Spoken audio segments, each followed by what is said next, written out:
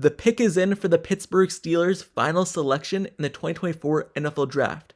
In round 6, pick 195, the Pittsburgh Steelers have selected cornerback Ryan Watts of Texas. So, this draft for the Steelers has been mainly focused on the trenches, offensive line, defensive line. They did select wide receiver and inside linebacker as well, but one of the needs the Pittsburgh Steelers had in this draft, many people thought were cornerback. But obviously the Steelers felt as though the cornerback room was really solid because now they only selected a cornerback in round 6 with their final selection. They did not take it early like many of us thought. Maybe they would select one in round 1 because every cornerback fell. No cornerbacks were selected and the Steelers had every option available. But they decided to go offense tackle. But now they get a cornerback in round 6. And just looking at Ryan Watts in general, he's a huge cornerback. And you see the theme the Pittsburgh Steelers are going at the cornerback position is pretty obvious. They drafted Joey Porter Jr. and Corey Trice Jr. in last year's NFL draft, and both those guys are lengthy corners.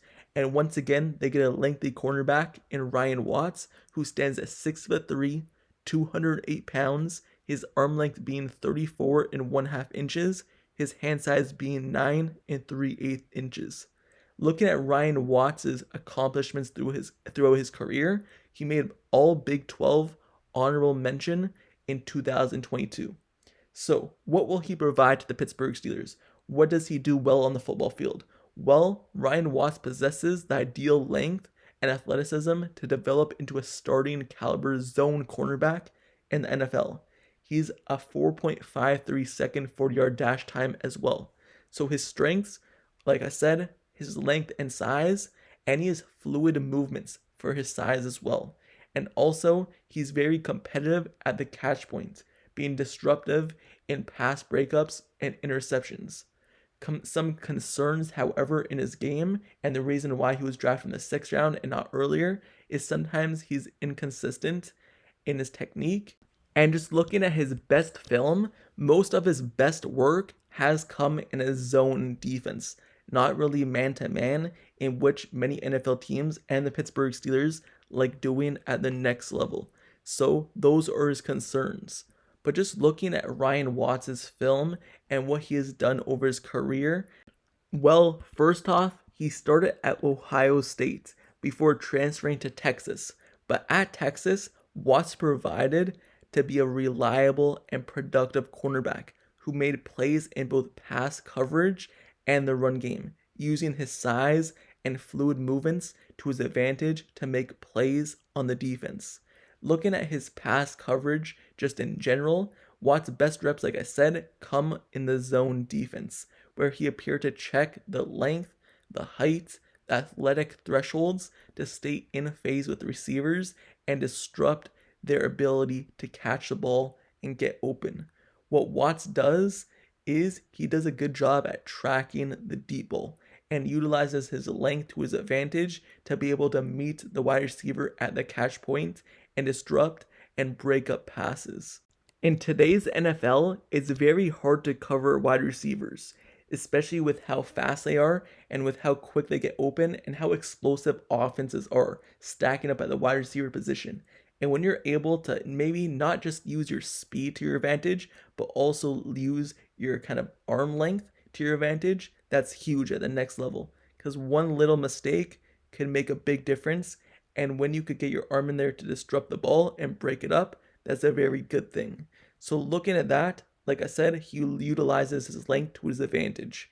But Watts is also versatile pre-snap in that he could play both press and off coverage. Even though it's still in zone, he could play up on the wide receiver or back on the wide receiver. And it seems to tempo himself well in both situations in the coverage that he's asked to play.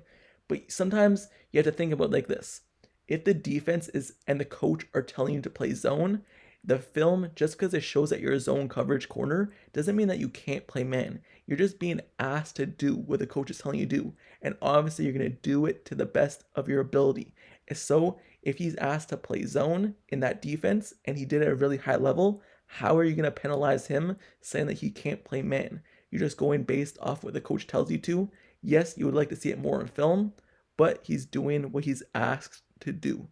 Watt's athletic profile, however, shows to be adequate enough to handle man-to-man coverage. And just looking at his profile, you would think in certain spurts he would be good at it, just based off his size, his speed, his weight, his length, everything like that.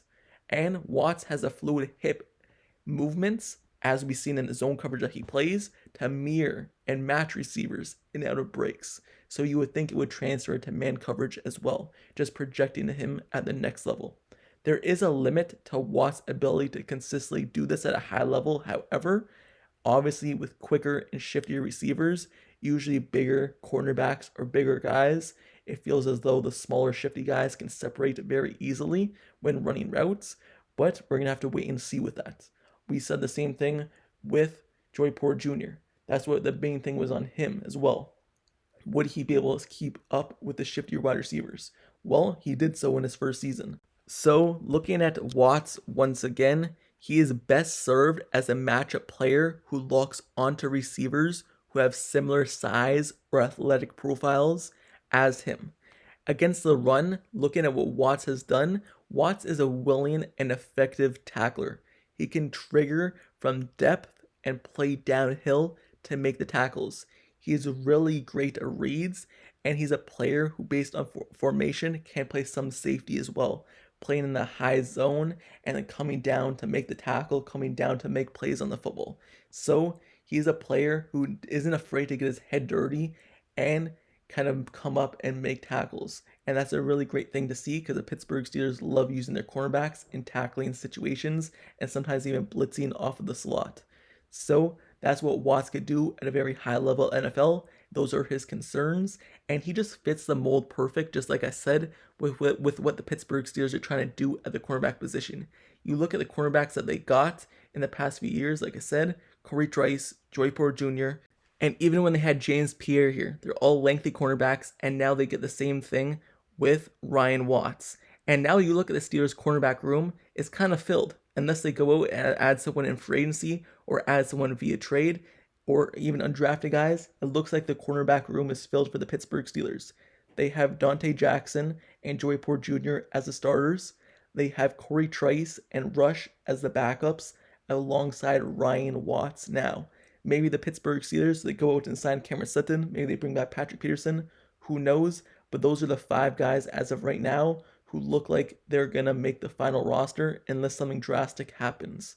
So hopefully Corey Trice is able to come back and have a healthy season. Hopefully Rush takes the next step. Hopefully Joey Porter Jr. continues being a lockdown corner and takes that next step as well. Hopefully Dante Jackson is able to keep producing at a high level as he gets older, and Ryan Watts coming in to be that rookie.